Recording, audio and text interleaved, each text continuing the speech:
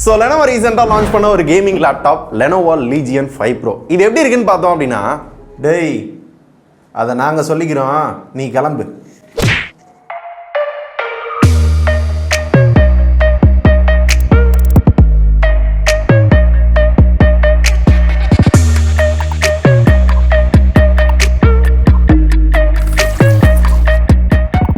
இந்த video sponsor பண்ணது பாத்தீங்கன்னா Lenovo and AMD. So thank you Lenovo and AMD. Unboxing பார்த்தீங்க அப்படின்னா ஒரு யூஷுவல் லேப்டாப் பாக்ஸ் மாதிரி இருக்கும். எங்கள் பாக்ஸ் கொஞ்சம் பழசாக இருக்க மாதிரி இருக்குல்ல, ஒன்றும் இல்லை. இது வந்து இன்டர்நேஷனல் வேரியன்ட். எங்களுக்கு வெளிநாட்டிலேருந்து வர்றதுனால பேக்கேஜ்லாம் போட்டு இந்த மாதிரி வந்து கொடுத்துருக்காங்க. நீங்கள் வாங்கினீங்க அப்படின்னா புதுசாக தான் இருக்கும். பாக்ஸ்குள்ளே பார்த்தீங்க அப்படின்னா முதல்ல லேப்டாப் இருந்தது அண்ட் இதுக்கான சார்ஜ் இருந்தது, ஒரு சில பேப்பர்ஸ்லாம் இருந்தது. மிச்சப்படி பெருசாக சொல்ல எதுவும் இல்லை. லேப்டாப் ஓப்பன் பண்ணோடனே எனக்கு மட்டும் இல்லை, எங்கள் ஆஃபீஸ்லையும் எல்லாத்துக்கும் பிடிச்சிருந்தது இதோட டிசைன் தான். டிசைன் பார்க்கறதுக்கு பார்த்தீங்கன்னா ஒரு ப்ரீமியம் ஃபீல் கொடுக்குது. அண்ட் எஸ்பெஷலி இந்த க்ளோயிங் லோகோவும் அண்ட் அந்த ஒயிட் பேக்லெட் கீபோர்டும் பார்க்கறதுக்கு அந்த பழைய மேக்புக்கோட ஒரு ஃபீல் கொடுக்குது. இப்படி க்ளோ ஆகிறதையும் வேணா ஆன் பண்ணிக்கலாம், ஆஃப் பண்ணிக்கலாம். ஆனா இந்த பட்ஜெட்டுக்கு ஃபிங்கர் பிரிண்ட் சென்சார் இல்ல. கொடுத்திருந்தாங்கன்னா ஒரு ஆடட் அட்வான்டேஜா இருந்திருக்கும். மிச்சபடி ஃபர்ஸ்ட் இம்ப்ரெஷன்ல டிசைன் நல்லா இருக்கு. பில் குவாலிட்டி லேப்டாப்பை யூஸ் பண்றப்ப பாத்தீங்க அப்படின்னா கொஞ்சம் ரக்கடா ஸ்டடியா வந்து ஃபீல் ஆகுது. குவாலிட்டியில எங்கேயுமே குறை சொல்ல முடியாத அளவுக்கு பாத்தீங்க அப்படின்னா நல்லாவே பண்ணிருக்காங்க. அப்புறம் டிஸ்பிளே அப்படின்னு பார்த்தோம்னா 16 inch quad HD IPS display கொடுத்துருக்காங்க. இதோட ஆஸ்பெக்ட் ரேஷியோ பார்த்தீங்கன்னா 16:10. இதனால நம்மளுக்கு கேம் விளாட்றப்ப எடிட்டிங்லாம் பார்த்தீங்க அப்படின்னா இன்னும் கொஞ்சம் நல்லா இருக்கும். அண்ட் 500 நிட்ஸ் பிரைட்னஸும் ஆன்டி கிளாரும் இதில் இருக்குது அப்படின்றாங்க. அதனால தான் லைட் படுது இல்லை சூரிய வெளிச்சத்தில் ஏதாவது உட்காந்து யூஸ் பண்ணுறோம் அப்படின்ற பட்சத்தில் கிளாரே அடிக்காது அப்படின்னாங்க. நாங்களும் டெஸ்ட் பண்ணி பார்த்தோம். ஸோ ஒரு லைட்டை வேணும்னே டிஸ்பிளே முன்னாடி காட்டினாலுமே ரிஃப்ளெக்ஷன் பெருசாக எதுவும் ஆகல. ஒரு மேட் ஃபினிஷாக இருக்குது. இப்போ கூட பாருங்க ஸ்டுடியோ லைட் இருக்கு.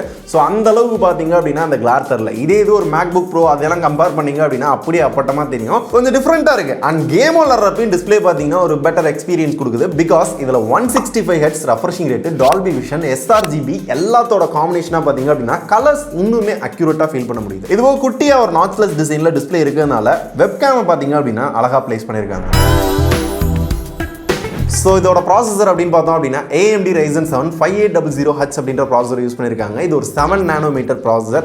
அதனாலே அந்த அளவுக்கு பவர் கன்சியூம் பண்ணாது, அந்த அளவுக்கு ஹீட் ஆகாதுன்னு சொல்றாங்க. அண்ட் இந்த ப்ராசஸரோட மேக்ஸிமம் TDPA 40 வாட்ஸ் தானா. அதுவும் இல்லாமல் இது ஒரு ப்ராப்பர் 8 கோர் 16 த்ரெட் ப்ராசஸரா. அப்போ பர்ஃபார்மன்ஸ் நல்லா இருக்கும்னு எதிர்பார்க்குறேன். இதோட காம்பினேஷனாக பார்த்தீங்க அப்படின்னா NVIDIA GeForce RTX 3070 8GB GDDR6 ஓட கிராஃபிக்ஸ் கார்டு கொடுத்துருக்காங்களாம். ஸோ கேமர்ஸ்க்காகவே நாங்கள் ரெடி பண்ணியிருக்கோன்றாங்க.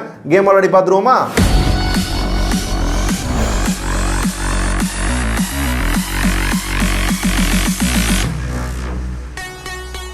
ஸோ கேமிங் பார்த்தீங்கன்னா ஒரு 2-3 கேம் வந்து விளாண்டு பார்க்க போகிறோம். அப்படி விளாட்றப்ப கிராஃபிக்ஸ் எப்படி இருக்கு, எந்த அளவுக்கு பவர் கன்சியூம் பண்ணுது, டெம்பரேச்சர் எந்த அளவுக்கு இருக்கு அப்படின்ற எல்லாத்தையும் பார்க்கலாம். ஸோ இப்போ வந்து நான் விளாட்றது பார்த்தீங்கன்னா GTA 5. இப்போ சார்ஜ் பார்த்தீங்க அப்படின்னா 98 இருக்கு. அப்படியே சார்ஜரை பிடிங்கி விட்டு ரொம்ப நேரம் கேம் விளாட்லாம். மணி பார்த்தீங்கன்னா 6:15 மணி நேரம் விளாட்லாம்.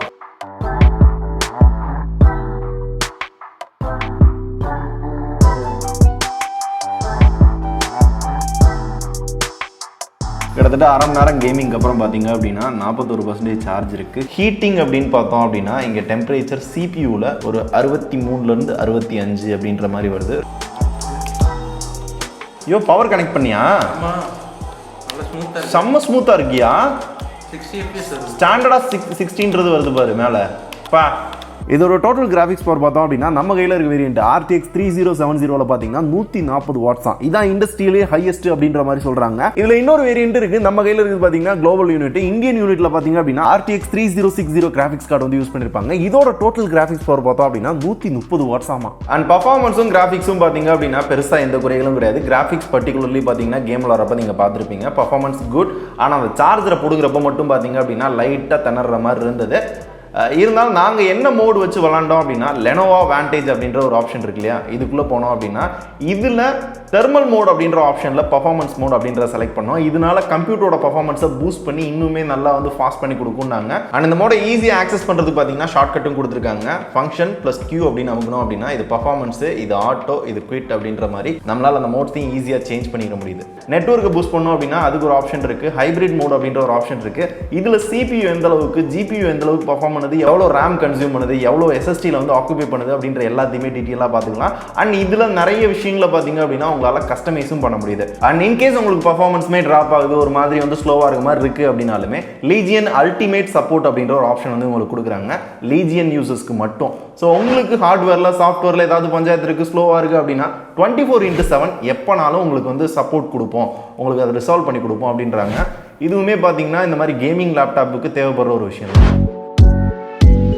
தென் இது லீஜியன் ஏஐ இன்ஜின் அப்படின்னு ஒன்று இருக்கிறதுனால நம்ம ஏதாவது கேம் ஓப்பன் பண்ணுறோம் அப்படின்னா அதை ஆட்டோமேட்டிக்காக அதுவே டிடெக்ட் பண்ணி அந்த கேமிங் பர்ஃபார்மன்ஸை பார்த்தீங்கன்னா இன்னுமே பூஸ்ட் பண்ணி கொடுக்குது, எஃப்பிஎஸ்மே பார்த்தீங்கன்னா இன்க்ரீஸ் பண்ணி கொடுக்குது. அப்புறம் அந்த கீபோர்டோட பேர் பார்த்தீங்கன்னா ட்ரூ ஸ்ட்ரைக் கீபோர்டா, ஒன்றும் இல்லை, கேம் விளாட்றப்ப இதோட அக்யூரசி அந்த ரெஸ்பாண்டிங் டைமிங் பார்த்தீங்கன்னா ரொம்ப ஃபாஸ்ட்டாக இருக்கும்னாங்க, நல்லா இருந்துச்சு. அண்ட் ஆடியோக்கு பார்த்தீங்கன்னா லீஜியன் வாண்டேஜ் அண்ட் நஹிமிக் அப்படின்ற ஒரு ஆடியோ வந்து யூஸ் பண்ணியிருக்காங்க. இதனால ஆடியோ வந்து நல்லா பூஸ்ட் பண்ணி கொடுக்கும்னாங்க, நல்லா இருந்துச்சு. இருந்தாலும் எப்படி இருக்குன்றத நீங்களும் கேட்டுவாங்க.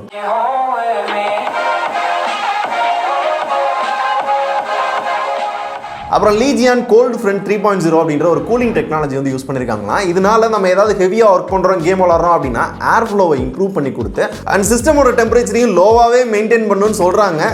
எந்த அளவுக்கு இருக்குது அப்படின்றத நான் ரிவ்யூ பண்ணுறப்ப மேபி கவர் பண்ணுறேன்.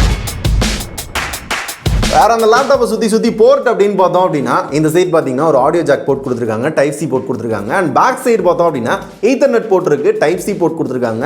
அண்ட் 3 யூஎஸ்பி போர்ட் கொடுத்துருக்காங்க, HDMI போர்ட் இருக்கு. அண்ட் கடைசியாக ஒரு பவர் அடாப்டர் போர்ட்டும் இருக்கு.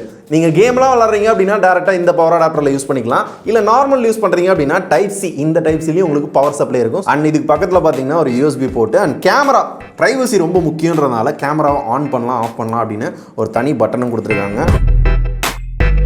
அப்புறம் இந்த லேப்டாப்பில் 80 வாட் ஹார்க்கான பேட்டரி வந்து இன்டெகிரேட் பண்ணியிருக்காங்க. இதை சார்ஜ் பண்ணுறதுக்கு 300 வாட் ஸ்லிம் டிப் அடாப்டர் வந்து கொடுக்குறாங்க. ஸோ செம்ம ஃபாஸ்ட்டாக இந்த லேப்டாப்பை சார்ஜ் பண்ணிக்கலாம். வெறும் 30 மினிட்ஸில் 60% வந்து சார்ஜ் பண்ணிக்க முடியும். அது ஃபுல் சார்ஜ் பண்ணோம் அப்படின்னா 8 hours வரும் அப்படின்ற மாதிரி சொல்கிறாங்க. அப்புறம் நான் ஸ்டார்டிங்லேயே சொல்லியிருந்தேன் இந்த லேப்டாப் வந்து ஒரு இன்டர்நேஷனல் வேரியன்ட்னு. அப்போ நான் இந்தியாவில் வாங்கினா என்னப்பா டிஃப்ரெண்ட்டாக இருக்கும் அப்படின்னு கேட்டிங்கன்னா இதுக்குள்ளே இருக்க இந்த கிராஃபிக்ஸ் கார்டு பார்த்தீங்கன்னா NVIDIA GeForce RTX 3070 white backlit keyboard வந்து கொடுத்துருப்பாங்க. இதே இது நீங்கள் இந்தியாவில் வாங்கினீங்க அப்படின்னா NVIDIA GeForce RTX 3060 அப்படின்ற கிராஃபிக்ஸ் கார்டும் வித் RGB கீபோர்டு வந்து கொடுத்துருப்பாங்க. இதுதான் டிஃபரன்ஸ். ஸோ பிரைஸ் அப்படின்னு பார்த்தோம்னா 1,44,000 ஸ்டார்ட் ஆகுது. இதில் இன்னும் ஒரு சில வேரியன்ட் இருக்கு, அதோட எக்ஸாக்டான பிரைஸ் டீட்டெயில் எல்லாமே நான் இங்கே போடுறேன், பார்த்து தெரிஞ்சுக்கோங்க. எனக்கு ஒரு டிஃப்ரெண்ட்டான எக்ஸ்பீரியன்ஸ் கிடச்சிது. ஒரு மேட் ஃபினிஷில் இருந்த டிஸ்பிளே, கலர்ஸ் பார்க்குறதுக்கு சூப்பராக இருந்துச்சு. எடிட்டிங்கில் கேமிங்லாம் பார்த்தீங்கன்னா பர்ஃபார்மன்ஸ் நல்லா இருந்துச்சு. ஸோ பேட்டரி வைஸும் ஓரளவு நல்லா இருக்க மாதிரி இருந்துச்சு. எல்லாமே பார்த்தீங்க அப்படின்னா ஒரு விண்டோஸ் லேப்டாப்பில் பரவாயில்லப்பா நல்லா பண்ணியிருக்காங்க அப்படின்ற மாதிரி தோணுச்சு. என்ன மாதிரி நீங்களும் கேமிங்காக, எடிட்டிங்காக, ஒரு ப்ராடக்டிவிட்டிக்காக யூஸ் பண்ண போகிறீங்க அப்படின்னா உங்களுக்கும் மேபி பிடிக்கலாம். இருந்தாலும் உங்கள் கையில் ஒரு 1,50,000 ரூபா கொடுத்து இந்த லேப்டாப்பை வாங்க சொன்னாங்கன்னா நீங்கள் வாங்குவீங்களா? ஸோ இதை பற்றி எனக்கு என்ன தோணுதுன்னா